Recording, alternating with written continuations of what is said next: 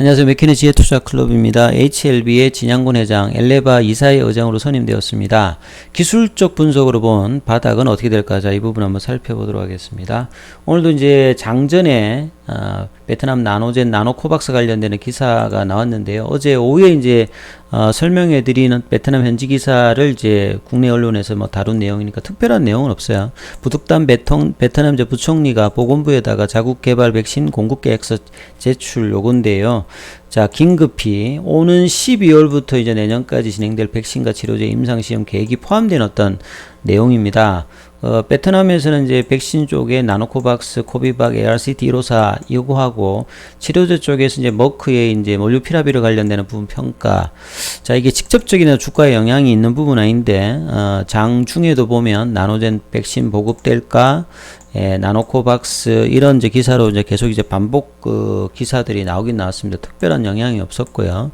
백신 공급자나 이런 내용들만 계속 나왔고, 특히 이제 오후에는 이제 넥스트 사이언스가 하락폭이 컸죠. 마이너스 한 17%까지 하락하다가 낙폭 좀 줄여서 끝났는데, 장중에는 이제 HLB 제약 관련되는 기사가 또 이제 나름 악재성 기사가 나왔습니다. 이제 식약처가 올해 4월달부터 의약품 GMP 시설 관련해서 특별 기획 점검단을 통해 가지고 의약품 제조소 관련해서 이제 불시 점검을 연중 실시하고 있는데, 이번에 이제 제일약품이 제조한 고혈압 치료제인 텔미디오전 관련되는 부분에서 품목 허가를 취소하고 잠정 제조 판매 중지 해수 조치에 나섰다. 근데 여기에 이제 동일하게 위탁 제조하는 어떤 부분이 있는데, 여기에 보면 HLB 제약이 들어가 있죠.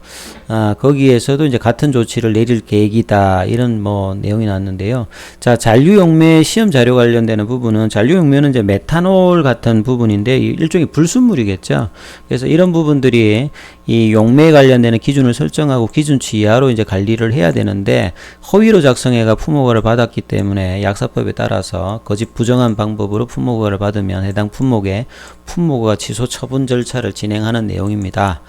자, 이런 내용들이 있었고요. 이제 오후에는 이제 지트리비엔티 관련해서 지트리비엔티가 이제 밑꼬리 양봉이 나오면서 넥스트 사이언스도 좀 밑꼬리 반등이 좀 나왔죠. 왜냐하면 향후에 이제 넥스트 사이언스 중심으로 이제 G3BNT 주주가 되기 때문에 그 영향을 좀 받았다 봐야 되겠고요. 본래 29일로 예정된 임시주총이요. 지금 이제 11월 16일로 연기가 됐습니다. 임시주총하고 유상증자 납입일 HLB 컨소시엄 쪽으로.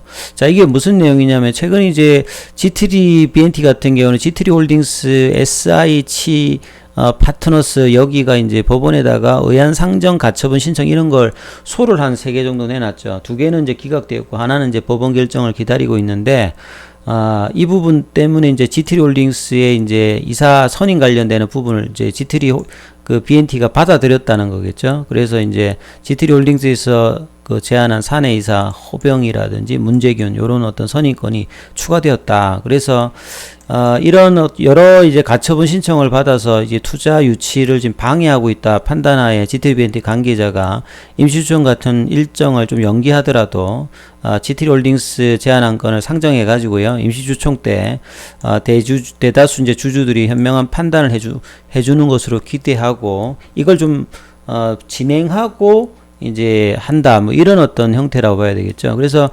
HLB 쪽에 이제 진양군 회장도 14일날 이제 투자자들한테 보낸 레터를 통해서 법원에서 단 한 건의 이제 가처분 신청이라도 인용된다.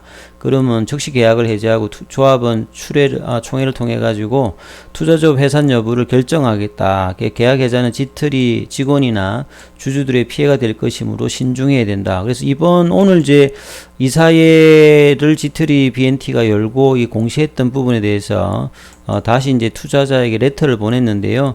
기존의 3건의 이제 가처분 신청이 상식적으로 이해하기 어려운 주장이나 임시주총 이제 개최금지 가처분 소송은 주주로서 충분히 제기할 수 있는 주장이다. 그래서 이런 어떤 결과를 보고 이제 향후에 뭐 진행하겠다, 이런 내용이라 봐야 되겠죠. 그래서 G3BNT 인수위에 기존 어떤 파이프라인을 상업한다든지 기업 가치를 제고하는 어떤 전력해야 될 시간에 이제 소송 대응을 하고 있기 때문에, 자, 이런 부분에 대해서 기존 어떤 주주라든지 투자자에게 손해를 끼칠 수 없다.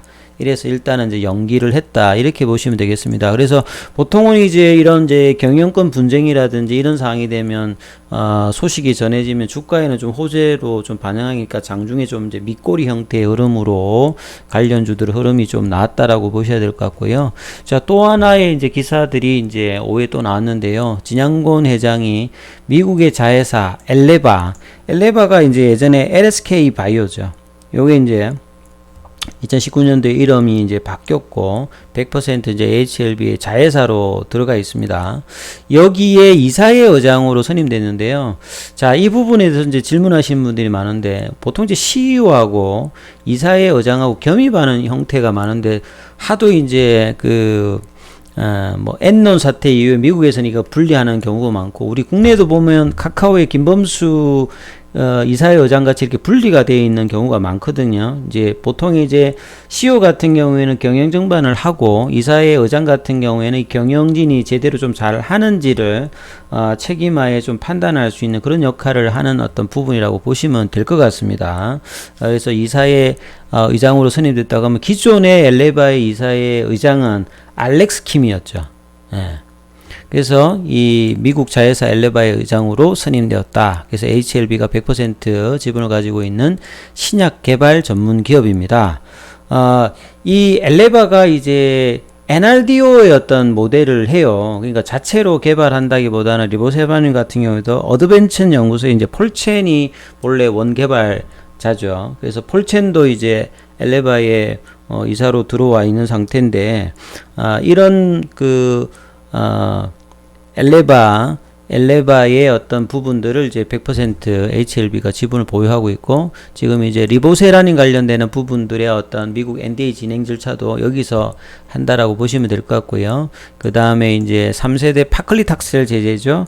요 이제 스웨덴의 오아스미아 여기에 권리 이전을 작년도에 이제 3월 달에 받아왔던 이제 아필리아 관련되는 이제 3세대 파클리탁셀 제재니까요. 자, 이 부분들이 이제 엘레바 입장에서는 상당히 좀 중요한 부분들이고, 그래서 엘레바 이사회 의장에 이제 진 회장이 들어왔다. 이 말은 사실 이제 책임 경영과 리보세라닌 관련되는 부분에 이제 NDA 절차 관련된 어떤 책임적인 어떤 부분, 이런 부분을 좀 기대할 수 있는 부분이 있을 거고요. 그 다음에 이제 엘레바가 이제 항서제약과 이제 협의를 통해서 리보세랑 관련되는 부분에서 NDA 보완자를 좀 준비 중이고, 기타 이제 간암 1차 3상, 요게 이제 연말 정도에 나올 것으로 이제 기대하는 부분이 있고, 나머지 뭐 선양, 낭성암이라든지 위암 2차, 뭐 대장암 관련되는 부분도 진행을 하고 있습니다.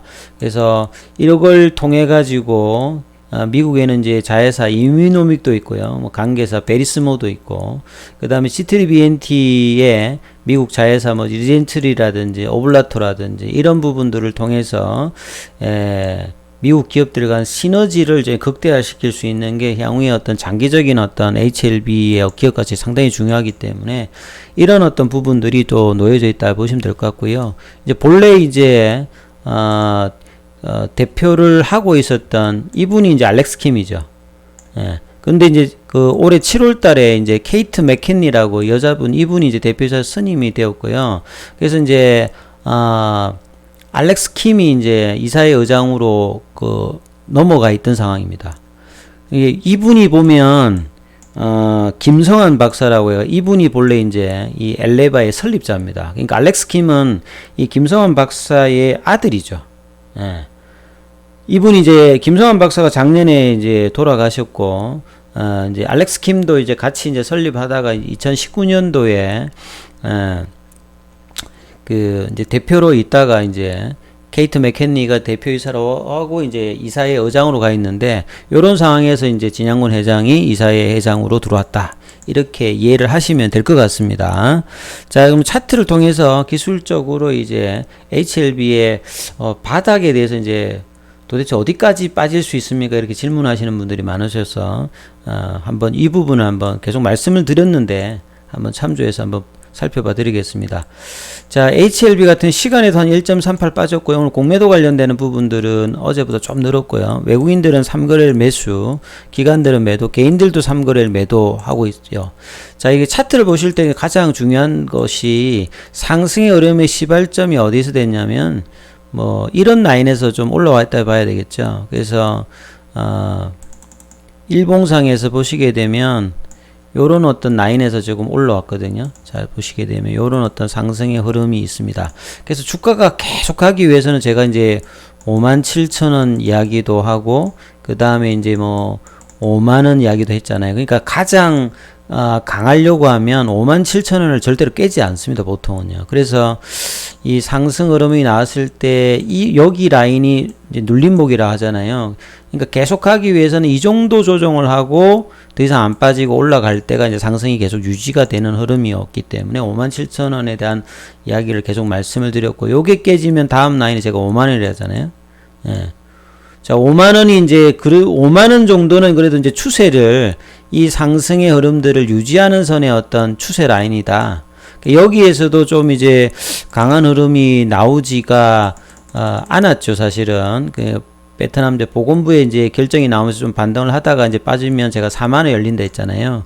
그러면 이제 낙폭 가대 가격으로, 밑단의 라인이 어디에 있냐면, 한 4만원 정도, 이게 박스권 하단에 제가 4만원이라 계속 말씀을 드렸고, 좀 더 엄격하게 말하면 한 38,000원대까지 가격이 열려 있어요, 사실은.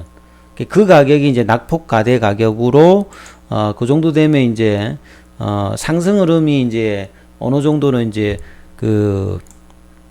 오히려 이제 여기 가격이죠. 그러니까 이제 8월 달에 이제 주가가 이제 상승을 이제 본격적으로 할 때 어떤 초기 가격 형태로 왔기 때문에 이제 그 정도 가게 되면 이제 바닥에 어떤 준하는 어떤 가격이 될 가능성이 이제 높아지는 지점이 있는데요. 이제 중요한 것은 이제 그런 부분들을 어떻게 만들어내냐가 이제 향후에 제가 볼 때는 한 일주일 이내에 이제 이런 흐름들이 나올 가능성이 높아지는데, 이제 거래량이 이제 HLB 입장에서는 한 이 정도 선에서 지금 움직이는 흐름이 나오지 않습니까? 그러니까 가격을 만들 때 기존의 어떤 이제 신용 매물이라든지 못 견디는 어떤 이제 뭐 투매성 어떤 매물들이 나오면 보통 이제 바닥을 어느 정도 좀 만드는데요. 가격으로 보면 이제 4만원 왔다 갔다 하는 부근의 어떤 가격이 있고, 그게 일주일 정도 이내 이제 그 가격 존에 지금 어째 보면 그 가격 부근 존에 좀 있는 어떤 흐름이지 않습니까?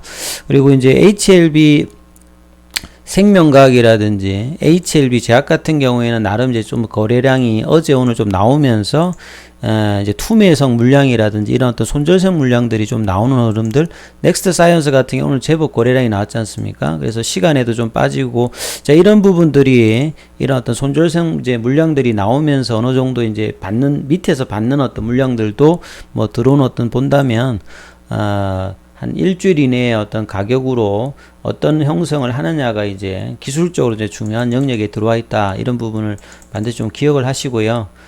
이제 박스권 하단 가격에서 이제 어떤 식의 어떤 흐름, 그리고 이런 이제 가격을 형성할 때 사실 이제 베트남 현지의 어떤 기사라든지 아니면 나머지 쪽에서 어떤 기사들이 나오면서 모멘텀을 만들어야 되는데, 그 부분들이 어떻게 될지가 향후에 이제 단기 이제 급락 이후에 바닥을 만들 때의 어떤 흐름들을 향후에 좀 관찰을 좀 해야 된다. 그래서 이제 이 부분들에 대한 어떤 가정까지 지금 내려와 있는 상태다. 이 부분을 좀 감안하시면서 투자 대응 전략을 꾸려서 나가셔야 될 것 같습니다.